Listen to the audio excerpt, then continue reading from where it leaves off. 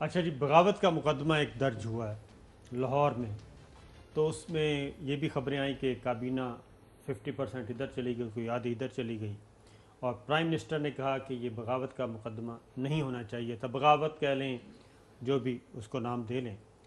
پہلے تو یہ بتائیں کہ عمران خان صاحب کا، پرائم منسٹر کا کیا پوائنٹ آف ویو ہے اچھا، ایگزیکٹ؟ ایک تو یہ ہے کہ جو یہ رپورٹنگ ہوتی ہے وہ اوتھینٹیکیٹڈ نہیں ہوتی، اس کو خبر نہ سمجھا کریں۔ ٹھیک ہے، وہ مجھے نہیں پتا کون لیک کرتا ہے، کہاں سے ہوتی ہیں، کدھر جاتی ہیں، کدھر اندر سے ہی آتی ہیں آتی ہیں، ہاں، مجھے نہیں کیونکہ معلوم ہم تو ہوتے نہیں ہیں، جو اندر سے آپ کے اچھا کولیگز ہوتے ہیں وہ بھیج دیتے ہیں۔ مطلب خواہشات دے گھوڑے ہوں لیٹ اس کیوں جی؟ گو جی، جو آفیشیل اعلامیہ آتا ہے اس پہ یقین کرنا چاہیے۔ جی ہاں، باقی جو جس طرح کی ڈسکشنز ہوتی ہیں، چودھری صاحب نے پوچھا، میں نے کہا گندوں پہ ایسی ڈسکشن ہوئی ہے اور یہ ایشوز ہائی لائٹ ہوئے ہیں، جو کہنے والی بات ہے وہ ہم ضرور کہیں گے۔ بالکل صحیح ہے۔ اب آپ آ جائیے کہ جو مقدمہ ہوا، میرے خیال میں حافظ صاحب یہاں سے ہمیں ثابت شاکر صاحب نہیں شروع کرنا چاہیے، جی ہمیں دو باتوں سے شروع کرنا چاہیے آپ کی اجازت سے۔ پہلے یہ کہ کیا پاکستان میں اس طرح کے اور مقدمے ہوئے؟ اس کا آغاز میں آپ کو تھوڑی سی ہسٹری دیتا ہوں، 4 میں آپ کو مقدمے۔ پہلا، میں جنرل امید گل صاحب نے ایک ریٹ پٹیشن آپ کو یاد ہے فائل کی تھی لاہور ہائی کورٹ میں ان کا وکیل تھا، جی ان کو جو ایم کانسی اٹھایا گیا تھا نواز شریف صاحب کے دور میں، ہاں جی، اور اس کو جس طریقے سے آئین اور قانون کی پاسداری کرتے ہوئے امریکنز کے حوالے کیا گیا تھا، وہ آپ کے سامنے ہے۔ ایم کانسی آج بھی زندہ ہوتے، اگر ان کو کسی نیئرسٹ میجسٹریٹ کے سامنے پیش کیا جاتا، وہ ان کا بیان لیتے اور وہ وجوہات دیکھتے گرفتاری کی، پھر ان کو وہ جوڈیشل کرتے، پھر ڈسٹرکٹ میجسٹریٹ کے پاس جا کے کوڈ آف کرمنل پروسیجر میں ایکسٹریڈیشن کی ساری کارروائی ہوتی، تو کیا پتا آج وہ ہمارے درمیان موجود ہوتے، اسلام آباد گھوم رہے ہوتے اس وقت۔ بالکل لیکن ان کو کس طریقے سے یوں لگتا تھا جس طرح کہ یہ ریاست نہیں ہے، ریاست کے اندر ایک ریاست ہے نواز شریف کی، جو اپنی مرضی سے، جس کو پشتوں میں کہتے ہیں اخبل بادشاہی، وہ کرے گا اور قانون اور آئین کی اس کو کوئی پرواہ نہیں ہے۔ یہ ایک ہے، ذرا یاد رکھیے مقدمہ نمبر 1۔ اس کے بعد ایک اور مقدمہ آتا ہے ایم کانسی کے بعد، وہ یہ ہے کہ ایک بوری میں بند کر کے، آپ کو یاد ہوگا کہ ایک وہ آج کل ان کے بڑے مداح ہیں اس حکومت کے، پتہ نہیں بوری کی وجہ سے یا کسی اور وجہ سے، کسی توڑے کی وجہ سے یا کسی کنٹینر کی وجہ سے، لیکن ان کو انہوں نے سیڈیشن کے کیس میں انہی دفعات میں بند کیا، نجم سیٹھی کو، اور لے کے آپ کو یاد ہے کھٹک صاحب ہوتے تھے اسپیشل جج سینٹرل، ان کی کورٹ میں پیش کیا، اور میں اور فاروق میرا چھوٹا بھائی تھے، ہم نے ان کو وہاں پہ دریافت کرایا۔ میں نے جج صاحب کو کہا کہ یہ بوری کچھ بول رہی ہے، میں ذرا سن لوں۔ اٹھ کے گیا تو پتہ لگا کہ وہ آدمی ہے۔ اس کے بعد جو واقعی بوری میں، میں بتا رہا ہوں آپ کو، یہاں تک بوری وہ کیوں؟ پوچھ لینا، زندہ لوگوں کو میں بات کر رہا ہوں۔ پھر مجھے ایک فون کیا بی بی نے، ملیحہ لودھی، ملیحہ لودھی، اس بی بی نے فون کیا، اس نے کہا کہ شاہین صاحبائی صاحب کے خلاف پرچہ کرنا چاہتے ہیں۔ ہم نے اس کو انٹروین کیا لیگلی اور ہم اس میں کامیاب رہے۔ پھر جو اس وقت ان کے اور بڑے مدعا ہیں، ان کو اسپیشل جج سینٹرل اسلام آباد کی کورٹ میں لائے، میری لاء فرم ان کی وکیل تھی، تو وہاں ان کو بے لباس کر کے جج کو دکھانا پڑا کہ ان کو کس طرح سے بروٹلائز کیا گیا، اور یہ صاحب آج کل امریکہ میں بیٹھے ہیں، اور نواز شریف پھر اس کے خلاف لے کے، آپ کو یاد ہے وہ میمو گیٹ میں کالا کوٹ پہن کے چلے گئے۔ بالکل۔ اچھا، اس لیے پاکستان میں ساری ایگزیکٹو اتھارٹی اور جوڈیشل اتھارٹی مل کے بھی کسی کو روک نہیں سکتی پرچہ مت کروانا۔ میں آپ کو اگلا پارٹ بی پہ چلتا ہوں، 3 حوالے ہیں اس کے۔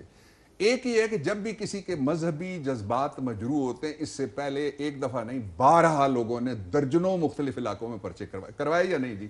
If you disagree please tell me. روز ہو رہے ہیں، ہو رہا ہے۔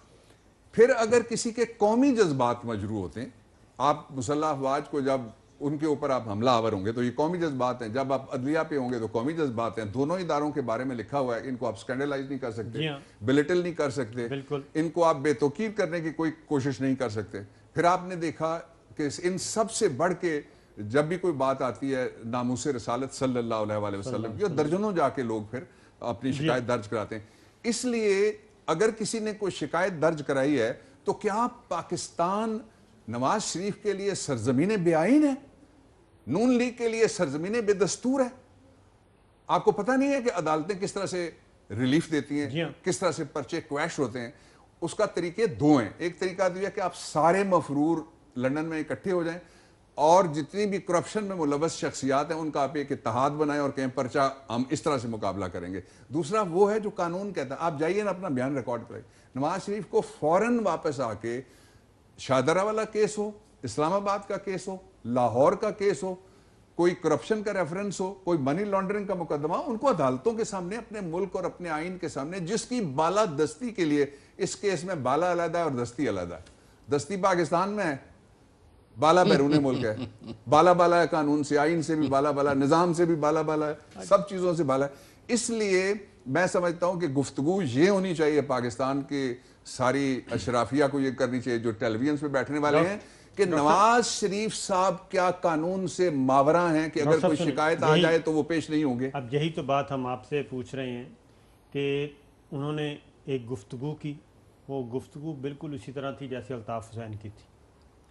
اس پہ صحیح طور پہ قانونی کارروائی ہونی چاہیے تھی, یا پھر کسی نے یہ جو کام کیا ہے ایک تھوک کے حساب سے کوئی لاتعداد افراد پہ پرچہ درج کروا دیا, اور اس میں وزیر اعظم آزاد کشمیر بھی ہیں, اس میں راجہ ظفر الحق صاحب بھی ہیں, ایسے ایسے نام ڈلوا دیے, تو کیا یہ اس جو ایونٹ کو سبوٹاج کرنے کے لیے, اس کو ڈسکریس کرنے کے لیے, اور اصل توجہ ادھر کروا دی.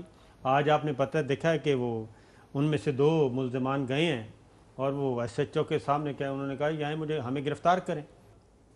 معاف کرنا صابر شاکر صاحب اور بابر اعوان صاحب, ان سے زیادہ قانون کوئی نہیں سمجھتا, اور صحافت میں آپ بھی ایک اتھارٹی ہے. ہیونگ سیڈ دس, جس قسم کی نواز شریف صاحب نے لنڈن سے 1 گھنٹے سے زیادہ تقریر فرمائی ہے نا, معاف کرنا,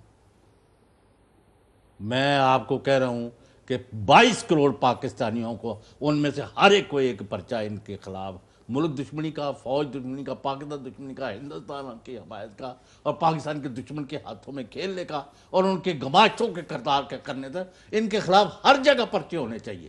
لیکن یہ جو ہے ایک آدمی نے اپنے جذبات میں آگے, جیسے ڈاکٹر صاحب نے کہا, آئی ایگری ود ہم, کہ اس نے ایک پرچہ بھیجا ہے اور ان کا فرض ہے کہ وہ اس کو ایف آئی آر درج کرے. جو بے گناہ ہے یا جن پر نہیں بنتا وہ نکل جائیں گے, ہمیں گرفتار کر لو, تسی بڑے 30 مار کھاؤ. پرسوں تو اتنے ایڑیاں رگڑتے پھرتے تھے یہی صاحب جڑے بول رہے سر. اچھا, یہ بڑا دلچسپ کام ہوا ہے. ایک اس کا پہلو وہ تھا جو آپ نے دکھایا, ایک وہ تھا جس پہ چودھری صاحب نے توجہ دلائی. میں ایک تیسرا پہلو آپ کے سامنے رکھتا ہوں, ود دی تھرڈ آئی یہ کہتی ہے کہ جناب یہی تو وہ ان کا ایجنڈا ہے. اٹ از اے پروف, یہ بڑے روشنی میں ثبوت ہے کہ نواز شریف یہ چاہتے ہیں کہ پوری نون لیگ کو اندر کر لو, میری آل مال اور کھال کو ہاتھ مت لگاؤ. آل مال اور کھال کو ہاتھ مت لگاؤ. اب ان کو پتہ کیا کہتے ہیں, ان کو کہتے ہیں قربانی کے بکریاں بکرے, جن کو وہ آگے کرتے ہیں اور وہ آگے کہتے ہیں بڑھ کے مارتے ہیں. یہ پنجابی فلموں میں لاہور میں جب انڈسٹری تھی نا تو اس طرح کے سین ہوتے تھے کہ اوے تھانے دارا. اصل بات یہ ہے کہ جو آدمی بھاگا ہوا ہے, یہ اتنے بہادر ہیں تو ایک لفظ نہیں کہہ سکتے نواز شریف صاحب آپ واپس آ جائیں, آپ تو اتنے بہادر ہیں, آپ کے لیے گرفتاری دینے کے لیے یہ تو 2 بندے گئے نا. 2 کروڑ کے شہر میں سے 2 بندے گئے.